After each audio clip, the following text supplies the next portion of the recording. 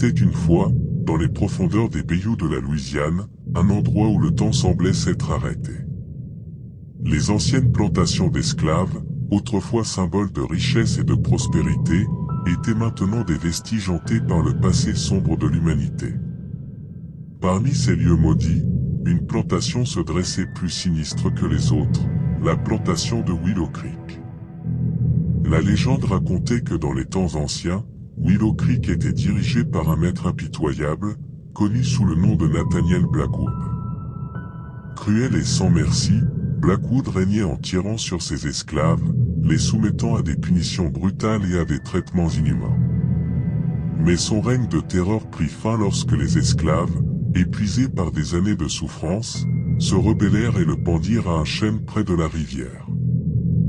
Depuis lors, l'esprit tourmenté de Nathaniel Blackwood hantait la plantation, cherchant vengeance sur quiconque osait s'aventurer sur ces terres maudites. Les témoins rapportaient avoir entendu des gémissements lugubres dans les champs de coton, des chaînes cliquetaient dans la nuit, et avoir vu l'ombre sinistre du maître déchu rôder parmi les ruines.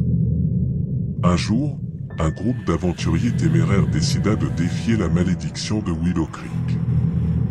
Armés de caméras et de courage, ils s'aventurèrent dans les ténèbres de la plantation, déterminés à percer ses mystères. Mais dès qu'ils posèrent le pied sur le sol sacré, une atmosphère glaciale enveloppa l'air, et les arbres semblèrent se pencher comme pour les avertir de leur présence indésirable. Malgré les avertissements, les aventuriers continuèrent leur exploration, ignorant les murmures des esprits qui les suppliaient de partir.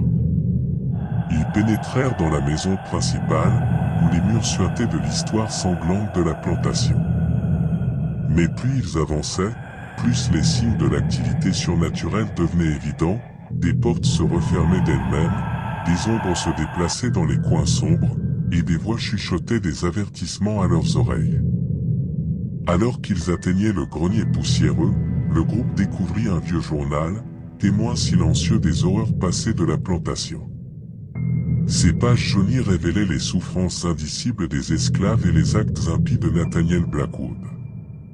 Mais avant qu'ils n'aient pu en apprendre davantage, une force invisible les poussa violemment dans les ténèbres.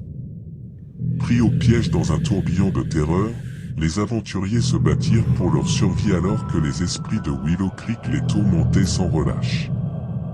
Ils entendirent les lamentations des esclaves opprimés, virent les apparitions fantomatiques de ceux qui avaient péri sous le fouet de Blackwood, et sentirent la présence maléfique du maître déchu planer sur eux.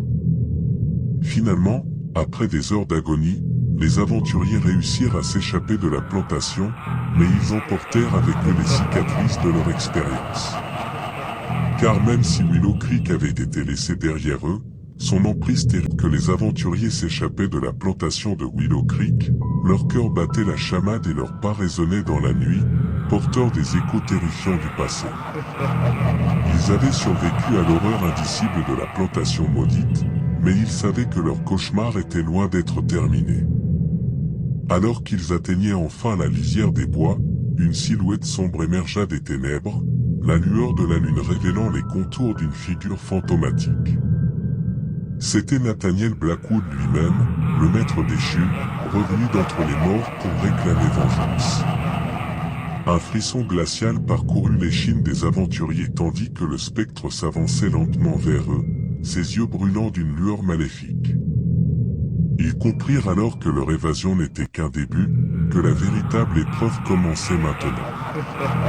Dans un dernier élan de désespoir, les aventuriers s'enfuirent dans les bois, poursuivis par le spectre implacable de Nathaniel Blackwood.